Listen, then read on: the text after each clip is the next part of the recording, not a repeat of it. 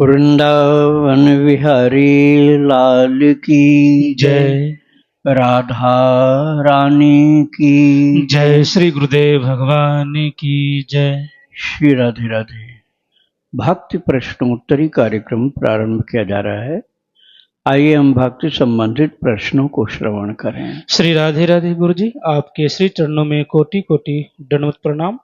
प्रश्न है कि भागवत में कहा गया है कि किसी ने दूसरों का धन लिया है तो आपने कहा कि वह 10 साल या 11 साल उसके पास रहता है, उसके बाद वो चला जाता है। तो मेरा प्रश्न है कि जिसने लिया है दूसरे का धन उतना ही चला जाता है या ब्याज से ही चला जाता है, और फिर जिसका गया है उसका उसके पास ही जाता है या दूसरे के पास वो धन चला जाता है? चला जाने का मतलब हुआ उसके पास नहीं रह के नष्ट हो जाता है। अन्यायोपार्जितम वित्तम 10 वर्षाणि तिष्ठति प्राप्ते तु 11 वर्षे समूलम च विनश्यति। अन्यायोपार्जितम, जो अन्याय से उपार्जित वित्त होगा, न्याय से नहीं अन्याय से उपार्जित होगा बेईमानी करके, तो वो 10 वर्षाणि अधिक से अधिक 10 वर्ष तक रह सकता है, नहीं तो उसके पहले ही विनाश होना शुरू हो जाएगा। और यदि बहुत रुका तो 10 वर्ष, उसके बाद विनाश शुरू। प्राप्ते तो 11 वर्षे, और 11वां वर्ष जब चालू हुआ तो समूलम च विनश्यति, समूल विनाश होगा।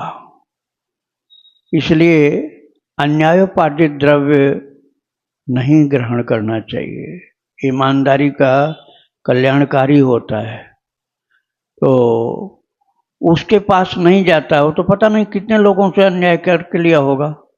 हाँ, यदि उसने धोखा दिया है किसी व्यक्ति को तो फिर अगले जन्म में उसकी भरपाई करनी पड़ती है।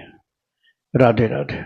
इनका दूसरा प्रश्न है, हम भजन करते हैं, नाम जप करते हैं, तो घर में मेहमान बार बार आते हैं, उनको लगता है कि हम उनकी अच्छे से देख रेख, खान पान खिलाएं और उनके साथ बात करें, उनको टाइम दे, ऐसा लगता है। हमारा समय इसमें बहुत बर्बाद होता है, भजन होता नहीं है, तो हम उनसे नाराज होते हैं, तो हमें पाप लगेगा क्या? हमको उनकी खातिरदारी करनी चाहिए और उनका मन रखना चाहिए, हमें पुण्य मिलेगा। क्या हमारा भजन नहीं हो रहा, ऐसा सोच सोच के उनसे बातें करना अच्छा रहेगा? इससे हमें पाप लगेगा और बार बार परेशान करने आते हैं, तो हम कैसे उनसे व्यवहार करें? कृपया मार्गदर्शन करें। आप यहाँ तो एक बोर्ड छोटा सा लगा दीजिए कि 24 घंटे में आधा घंटा 1 घंटा का टाइम, कि इतना समय ही मिलने का है, या इतना भी नहीं समय देना है तो 10-20 मिनट का, नहीं तो लिख दो हम किसी से मिलते नहीं हैं, मौन रहते हैं। जब लिख दिया आपने कि हम किसी से मिलते नहीं हैं तो कोई आएगा ही नहीं, आएगा तो आपको दोष नहीं, आप नहीं बात करोगे, नहीं मिलोगे। अब आप नहीं कुछ लिखोगे तब लोगों को पता नहीं रहेगा, इसे लिखकर एक बोर्ड लगा दो, खूब भजन करो, भजन से बढ़िया कार्य दूसरा नहीं है। और यदि आपसे ये बनता है तो आपने जीवन का लक्ष्य प्राप्त कर लिया समझ लो। और लोगों के व्यवहार निभाने में उस व्यक्ति को ज़्यादा लगना चाहिए जिससे भजन कम बनता है, तो थोड़ा व्यवहार निभाने से भी पुण्य का लाभ प्राप्त कर लोगे। लेकिन ये भगवान की भक्ति में भी बहुत ज़्यादा आपका मन लगा हुआ है तो व्यवहार निभाना जरूरी नहीं होता है। श्री राधे राधे। इनका आखिरी प्रश्न है, सूर्य को जल देते समय पानी की छींटे आ जाते हैं तो क्या करें? कहीं ऊपर जाकर भी हम पानी सूर्य को नहीं दे सकते क्योंकि हमारा घर नीचे है, और जमीन पे ही हम दे सकते हैं, और खुर्ची पे खड़ा होकर के जल्दी तो भी थोड़ा पानी के छींटे हमारे पैर पे लग ही जाते हैं, तो क्या हमें दोष लगेगा? या हम बैठ के सूर्य को जल दे नीचे पात्र में, उसमें जल देंगे तो चलेगा? इस प्रकार देना चाहिए? कृपया मार्गदर्शन करें। हाँ, बैठ के दे सकते हैं सूर्य भगवान का दर्शन करते हुए, और खड़े होकर करना है तो कोई पात्र एक रख लो, जमीन पर जल मत गिराओ, पात्र में गिराओ, वो चौड़े मुंह का पात्र हो, सूर्य भगवान के सम्मुख धार का, जल का धार होना चाहिए, जल की धार सामने बिल्कुल सूर्य भगवान की गिरती हो, और पैर के पास नहीं गिरा हो, ऐसा बचा करके करो। और मान लो कोई बूंद आ भी जाएगा तो कोई दोष नहीं लगेगा। और भगवान का नाम बोलते रहना, और या तो मंत्र बोलते रहना या भगवान का नाम बोलते रहना। राधे राधे। अनुराग जी हैं, इनका प्रश्न है, एक साधक से पता चला कि रुद्राष्टकम के रोज 3 पाठ करने से काम आदि विकार नष्ट होते हैं, ऐसा करने से अनन्यता भंग तो नहीं होगी? कोई अनन्यता नहीं भंग होगी, क्योंकि ये जिसका बनाया हुआ है, वैसे तो आप कहेंगे तुलसीदास जी का बनाया हुआ, लेकिन वास्तव में ये काकभूषुंडी जी के पिछले जन्म की कथा से संबंधित है। उज्जैन में काकभूषुंडी जी रहते थे उस समय, तो उनके गुरुदेव जो परम भक्त थे, और काकभूषुंडी गुरु का द्रोही था, इसलिए काकभूषुंडी को शंकर जी ने श्राप दे दिया, गुरुदेव ने श्राप नहीं दिया।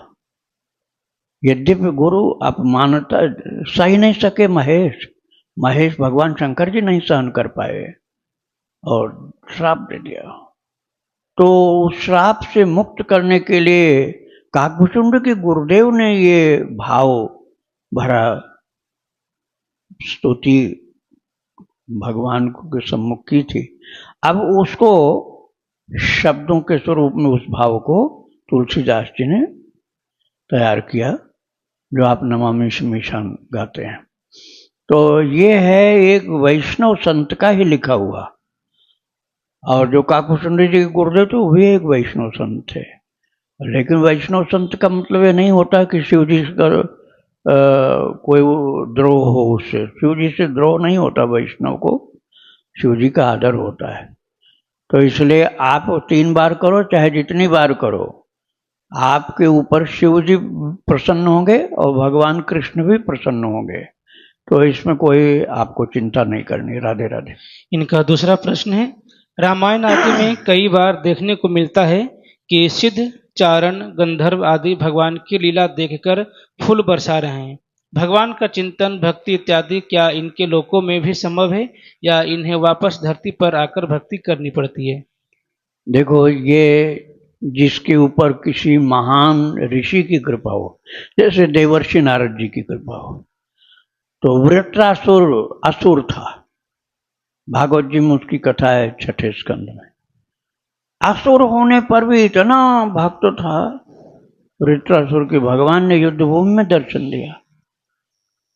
और प्रहलाद जी भी तो दैत्यानाम, प्रहलादस्यास में दैत्यानाम भगवान ने 10वें अध्याय में कहा गीता जी में, प्रहलादस्यास में दैत्यानाम, दैत्यों में प्रहलाद मैं हूं, ऐसा भगवान ने कहा। तो दैत्य भी भक्ति कर सकता है, असुर भी कर सकता है, यहाँ तक कि महाराज कोई तिर्यक योनि का प्राणी ये भी यदि को हो और किसी संत की कृपा विशेष हो उनके ऊपर, तो वो भी भक्ति कर सकता है। लेकिन मनुष्य शरीर इसके लिए सर्वाधिक उपयुक्त होता है। मनुष्य शरीर में भजन करना, साधन करना, परमार्थ का कार्य करना सब सरल होता है। हर चीज भगवान ने दिया है, उपलब्ध है आपके पास, और बुद्धि भी सही होती है। अब मंदिर के अंदर कोई जीव जंतु घुसेगा तो लोग भगा देंगे, उसको जल नहीं चढ़ाने देंगे, लेकिन मनुष्य को कोई नहीं भगाएगा। शरीर का इतना फायदा तो होता ही है। इसलिए सब सर्वाधिक लाभ है मनुष्य के शरीर से भगवत भजन कर लेना। राधे राधे। इनका आखिरी प्रश्न है, मैंने नाम जप बढ़ाने का प्रयास किया, लेकिन 6 से 9 या 11 माला ही ज़्यादा नहीं हो पाता है। मुझे संगीत का शौक है, तो मैं उसकी जगह कीर्तन बढ़ा सकता हूँ, क्योंकि मेरा उसमें मन ज़्यादा लगता है। भगवान ने गीता में कहा है, और प्रायः सभी साधकों का कहना है कि सबसे ऊंची साधना जप ही है। ऐसे में क्या मेरा ऐसा करना ठीक है? अभी मैं विजय मंत्र का जप और कीर्तन करता हूँ। क्या मैं थोड़ा सा लेखन जप और शेष समय धीमी आवाज में पूरा दिन कीर्तन इस प्रकार कर सकता हूँ, साधना आगे बढ़ा सकता हूँ? संगीत से रुचि है इनको ना, संगीत से रुचि है तो आप भगवान के भजन गाओ, नाम गाओ, लीला गाओ, उससे प्रभु प्रसन्न होते हैं। भगवान ने कहा है, मद्भक्ता यत्र गायन्ति तत्र तिष्ठामि नारद।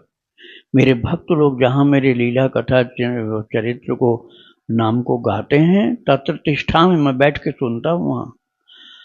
वीणा बाबा बद्रीनाथ में रहते थे, बस नारायण नारायण नारायण नारायण, उनके वीणा पर यही बजता था और उनको सब देवी देवताओं का दर्शन होता था। आप संगीत के द्वारा भगवान की आराधना कर सकते हैं। हरिदास जी महाराज, स्वामी हरिदास जी बांके बिहारी को जिन्होंने प्रकट किया, संगीत की साधना मुख्य थी उनकी। भक्ति से जुड़े संगीत, ऐसा नहीं कि कोई भी संगीत, भगवान की भक्ति से जुड़ा हुआ संगीत हो तो कल्याण करता है। राधे राधे। रचना जी, इनका प्रश्न है, मैं जो नाम जप करती हूँ क्या वह कुल देवी को दे सकती हूँ जितनी माला देना चाहूँ मैं? आप नाम जप करो, भगवान का है, भगवान जिसके लिए जैसा चाहेंगे भगवान के ऊपर छोड़ दो। अब आप देने वाले नहीं हो, कोई दाता ठाकुर जी हैं, वही आपसे भजन करवा रहे हैं, आप नहीं कर सकते हो। हम आप कोई भी भजन नहीं कर सकते हैं, हमसे ठाकुर जी कृपा करके करवा रहे हैं। अब भजन ठाकुर जी करा रहे हैं तो वस्तु मूल्य और सारी कीमत सब कुछ उन्हीं की है, उन्हीं की कृपा से हो रहा है, और जिसको देना होगा देंगे। कुल देवी कुल देवता क्या भगवान से बड़े हो गए क्या? अरे जब भगवान के आप हो गए तो सब देवी देवता उनके अधीन ही हैं। इसलिए अब किसको भगवान देंगे, क्या करेंगे, वो जाने। आपको तो ठाकुर जी के लिए भगवान ने कहा है इस बात को, तत्कुरुष्व मदर्पणम यत् करोषि यदस्नासि यज्जुहोषि ददासि यत् तपस्यसि कौन्तेय तत्कुरुष्व मदर्पणम। जो भी तुम भजन कीर्तन तप जप करते हो, तत्कुरुष्व मदर्पणम, वो मेरे लिए अर्पण कर दो। ठाकुर जी कह रहे हैं ऐसा गीता जी में। तो श्री कृष्णार्पणमस्तु, रामार्पणमस्तु, ऐसा जो आपके इष्ट है।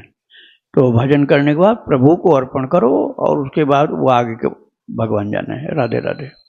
प्रश्न है गुरु जी, गुरुदेव, गुरु किसको बनाना चाहिए? गुरु की पहचान कैसे करें?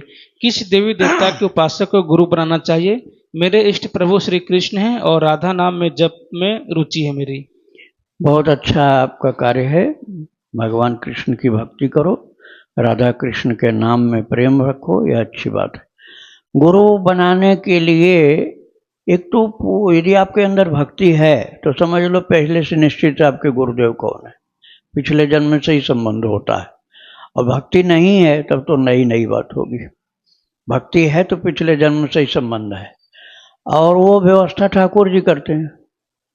हनुमान जी महाराज को जबरदस्ती विभीषण के पास पहुंचा दिया ठाकुर जी ने। अब विभीषण जी बहुत चिंता करते थे कि गुरु कहाँ से मिलेंगे, कैसे हम भगवान राम से मिलेंगे, और वो तो भजन कर रहे कुटिया के अंदर, और भगवान ने पहुंचा दिया विभीषण जी के पास हनुमान जी को। ऐसे ही भगवान गुरु से मिला देते हैं, या गुरुदेव को बुलाते हैं, या शिष्य को वहां पहुंचा देते हैं। आप भक्ति करो, गुरुदेव की व्यवस्था आपके ठाकुर जी करेंगे। राधे राधे। सुमन लता जी, इनका प्रश्न है, मैं पहले काली माँ की पूजा और सरस्वती और जप करती थी। नए घर में आते ही मैं दोनों बेटे शरीर के प्रति बहुत बीमार हुए। फिर मेरी कुल माता काली जी को लाई, तब जाके सही हुए। फिर किसी ने कहा कि भोलेनाथ जरूरी हैं, तो नर्मदेश्वर भी ले आई। मेरे पास श्री विग्रह और लड्डू गोपाल भी हैं और अब उन्हीं की सेवा में मन लगता है। पैरों की तकलीफ कभी कभी बहुत बढ़ जाती है, जिससे इतने सारे भगवान की सेवा नहीं कर पाती। बच्चे सब बाहर रहते हैं, पति बहुत ज़्यादा इंटरेस्टेड नहीं है सेवा में, तो मैं क्या करूं? 1 साल से सीताराम नाम जप में मन है, लगातार चलता रहता है। कभी कभी व्यस्तता में भूल जाती हूँ, तो क्या भगवान नाराज होंगे? मुझे अब कुछ अच्छा नहीं लगता सिवाय प्रभु के, मगर मजबूरी ये है कि कोई हेल्प के लिए नहीं है, तो घर के काम भी करने पड़ते हैं और इतने में पैर जवाब देते हैं, तो प्रभु सेवा भी नहीं कर पाती और मैं अपने लड्डू गोपाल को छोड़ नहीं सकती। तो आप केवल भगवान लड्डू गोपाल की ही पूजा करो, अकेले बाल स्वरूप। बड़े स्वरूप होंगे तो राधा रानी को साथ में जरूर रखना होगा, और छोटे स्वरूप होंगे तो बाल कृष्ण अकेले लड्डू गोपाल, बस उन्हीं की पूजा करते रहो। सब देवी देवता संतुष्ट हो जाएंगे। जैसे जड़ में पानी डालो, पेड़ की जड़ में सारे टहनी फल फूल मोटा तना हर जगह पानी अपने आप पहुंच जाएगा। कहीं किसी किसी अलग अलग पत्ती में पानी नहीं डालना पड़ेगा।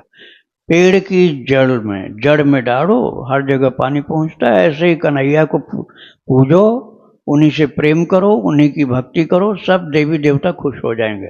सबकी अलग अलग पूजा कहाँ तक करोगे और कहोगे वो नाराज हो रहा, वो नाराज हो रहा, सबको मनाते रहोगे तुम।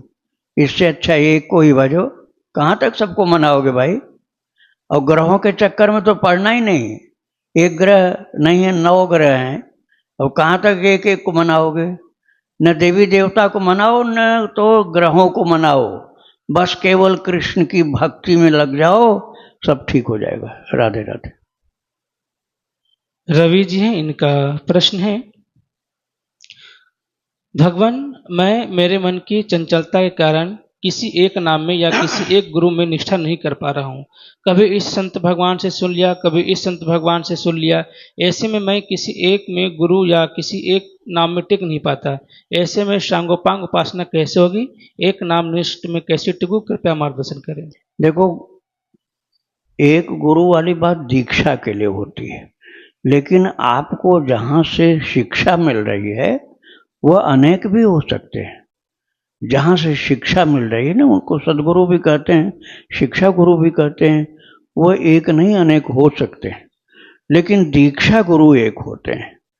वो नहीं है कि आज उनसे दीक्षा लिया फिर थोड़े दिन बाद मन हट गया फिर दूसरे दीक्षा, वो गलत है। लेकिन शिक्षा, सत्संग की बात, भगवान के चरित्र की बात, भगवान के भक्तों की चरित्र की बातें, ये सब जो है कल्याणकारी है। चाहे जिससे मिले उसी से ले लो तुम।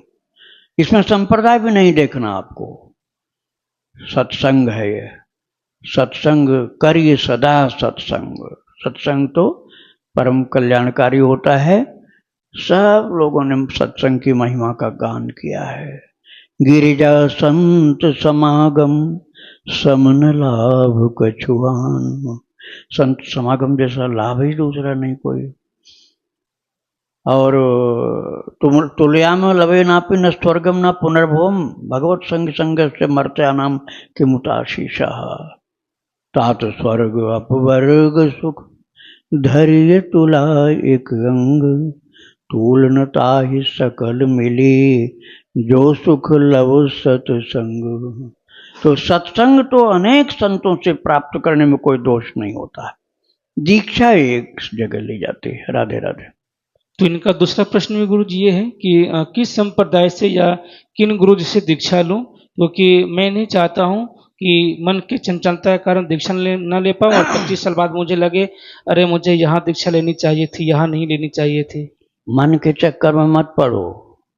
मन हमेशा से दुश्मन रहा है और कीड़ा मकोड़ा तक बना दिया इसने, करोड़ों जन्मों में भटका दिया। अब फिर उसी की बात मानोगे? अरे कन्हैया के चक्कर में, भगवान के चक्कर में रहो, मन के चक्कर में पड़ना ही नहीं। हमें देखना ही नहीं कि मन का तू क्या कर रहा है। बस भगवान को देखो, भगवान की सेवा करो, भगवान के ही चक्कर में रहना चाहिए। मन की चक्कर में पड़ो ही नहीं। अपने आप वो हार जाएगा और प्रभु का अनुगामी बन जाएगा। और संप्रदाय का भी मत सोचो। अरे मीराबाई को दुनिया जानती है कृष्ण भक्त थी, और सच्ची बात है। लेकिन कहाँ कौन से संप्रदाय में दीक्षा लिया? राम जी के संप्रदाय में दीक्षा लिया था। उनके रैदास जी गुरुदेव थे। रैदास जी गुरुदेव थे मीरा जी के। वो निम्बार्की नहीं थी, और न विष्णु स्वामी, न पुष्टि मार्गीय, कोई भी कृष्ण भक्ति के जो मार्ग बताए जाते हैं ना, उनमें से कहीं दीक्षा नहीं लिया था। सीतारामोपासक भगवान श्री रामानंदाचार्य जी महाराज का संप्रदाय, और 12 महाभागवतों में श्री रैदास जी महाराज जो भगवान रामानंदाचार्य जी के शिष्य, उनसे लिया था दीक्षा मीरा जी ने। कृष्ण भक्ति में कोई कमजोरी थी क्या उनके? सबसे ज्यादा पावरफुल भक्ति थी उनकी, मीरा जी की। और दीक्षा किससे लिया? रामोपासक रामानंद जी महाराज के शिष्य रैदास जी से लिया। और इसलिए कहते हैं पायो जी मैंने राम रतन धन पायो। तो आप संप्रदाय के चक्कर में पड़ो ही नहीं। आप प्रेम को देखो। जो संत भगवान के प्रेम में मतवाले रहते हैं उनके संप्रदाय पूछे बिना उनसे दीक्षा ले लो। और चाहे किसी संप्रदाय के हो, भगवान की भक्ति का विरोध करते हैं तो उनसे दीक्षा मत लेना।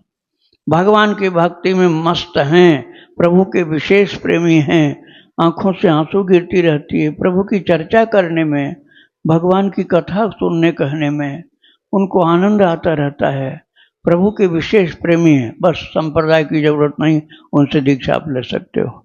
राधे राधे। इनका अगला प्रश्न है, गुरुदेव अगर मैं दीक्षा नहीं ले पाया, किसी गुरु में मेरी श्रद्धा नहीं हो पाई, तो मेरा कल्याण कैसे होगा? मैं केवल नाम जप और भक्त चित्र सुनता हूँ आपका। आप नाम जप जो करते हो, भक्त चरित्र सुन रहे हो, यही आपको गुरु से मिला देगा, लेकिन ज्यादा सुनना पड़ेगा। ऐसा नहीं कि थोड़ा थोड़ा से काम हो जाएगा।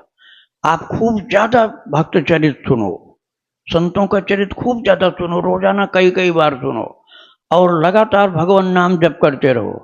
ठाकुर जी आपको गुरुदेव से मिलाएंगे, गुरुदेव आपके पास आएंगे या आपको पहुंचाएंगे, और भगवान जो सेलेक्ट करेंगे, ठाकुर जी जो सेलेक्ट करेंगे गुरुदेव का, तो फिर वो तो बहुत अच्छे ही होंगे।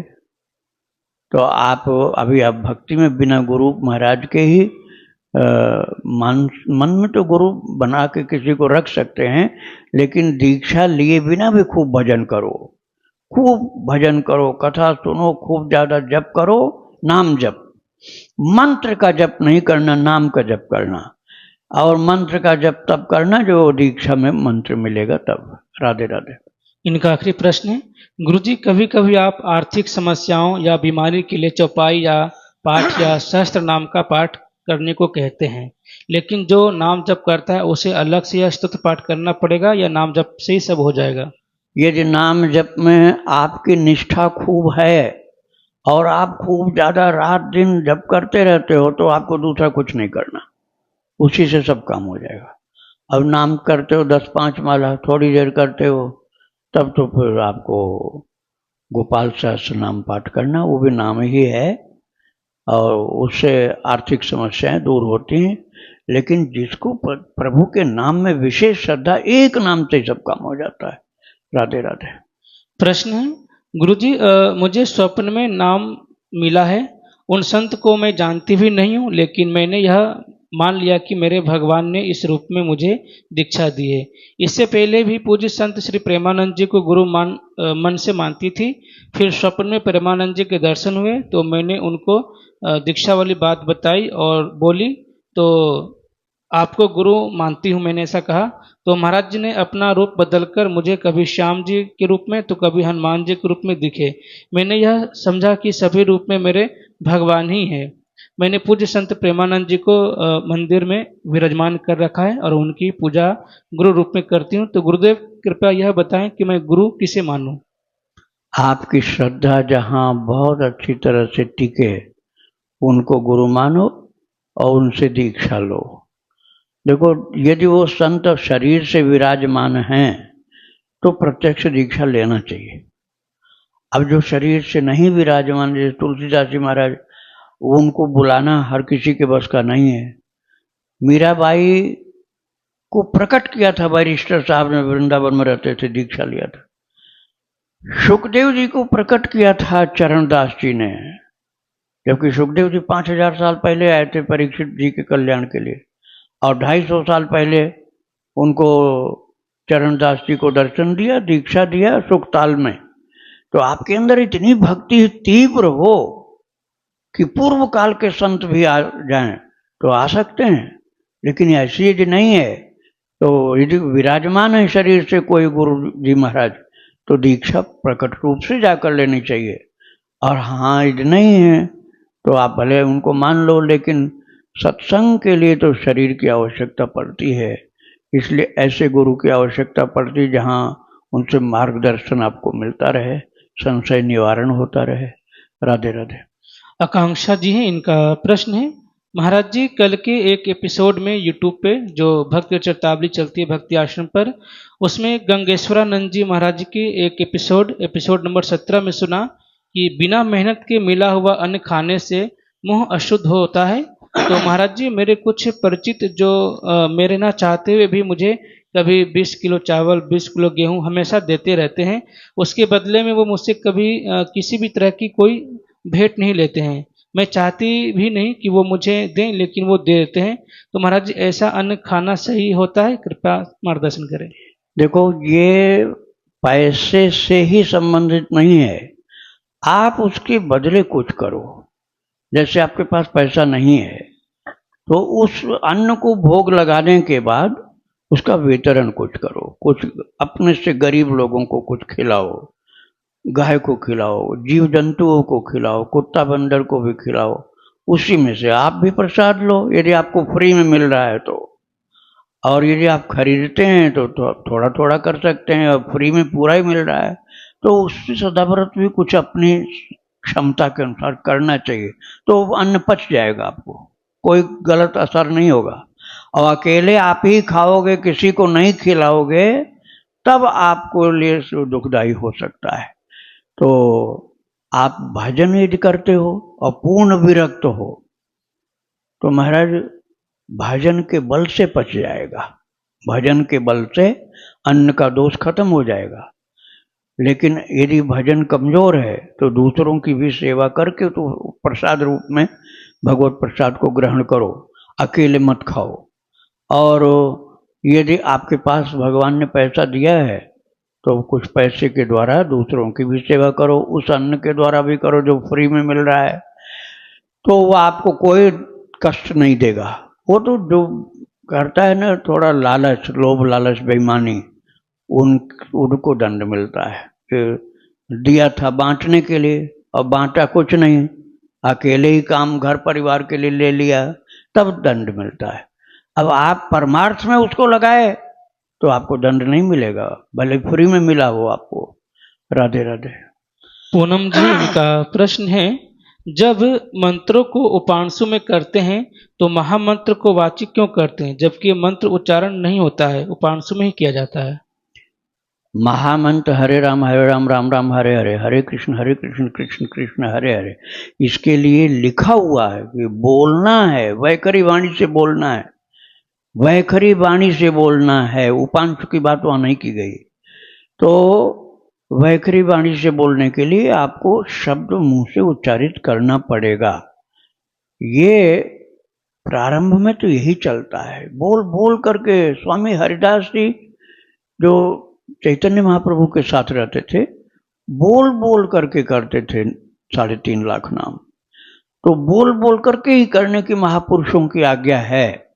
लेकिन यदि किसी से बोला नहीं जाता, इतना कमजोर है शरीर या बीमारी बहुत ज्यादा है, मुख से बोलने की शक्ति नहीं है, तो वो उपांशु या मानसिक कर सकते हैं। श्री राधे राधे। प्रश्न है गुरु जी, अगर निर्जल एकादशी व्रत में व्रत के दिन सुबह ही उठकर पानी से कुल्ला करने पर क्या व्रत खंडित हो सकता है?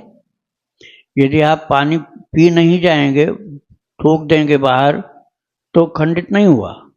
और आप थोड़ा पी भी लिए तब तो भाई आप निर्जल नहीं रहा, जल पी लिया आपने।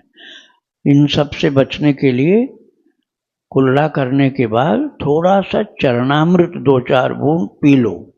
चरणामृत पीने से व्रत खंडित नहीं होता है। बहुत ज्यादा भयंकर प्यास लगे, आपसे सद नहीं रहा है, तो चरणामृत 1-2 चम्मच पी सकते हो, और जल नहीं पीना चाहिए। राधे राधे। इनका दूसरा प्रश्न है, मेरे पिताजी ने 3 करोड़ नाम जप कर लिया है पर उनको कोई प्रभाव नहीं दिखता है, तो इसका क्या कारण है? 3 करोड़ की बात मत सोचो, पता नहीं कितने करोड़ जपने के बाद लाभ होना शुरू होता है, यदि पहले की पूंजी नहीं है तुम्हारे पास तो। क्योंकि जो जप कर रहे हो ना, इससे पाप का नाश होता है पहले। केवल इसी जन्म का नहीं, पिछले अनंत जन्मों के पापों का नाश होता है। और जब पाप नष्ट होते होते समाप्त हो जाते हैं, निष्पाप हो जाते हो, तब उसका चमत्कार शुरू होता है और प्रेम उत्पन्न होता है, भक्ति उत्पन्न होती है, भाव उत्पन्न होता है। फिर और ज्यादा जाने के बाद तब चमत्कार उत्पन्न होते हैं। चमत्कार की इच्छा मत करना। चमत्कार की इच्छा करोगे तो भक्ति वाला जो रस जल्दी नहीं मिलेगा, क्योंकि उसमें फंस जाओगे फिर।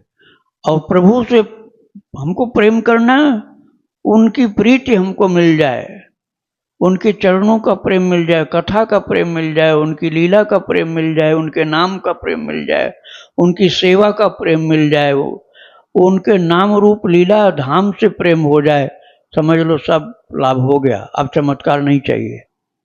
तो आपको पहले नाम जपने पर नाम पाप का नाश करेगा, उसके बाद ये सब लाभ प्राप्त होंगे। तो आपको 3 करोड़ या और ज़्यादा भी करना पड़ सकता है पाप नाश करने के लिए। राधे राधे। वृंदावन बिहारी लाल की जय। राधा रानी की जय। श्री गुरुदेव भगवान की। श्री राधे राधे।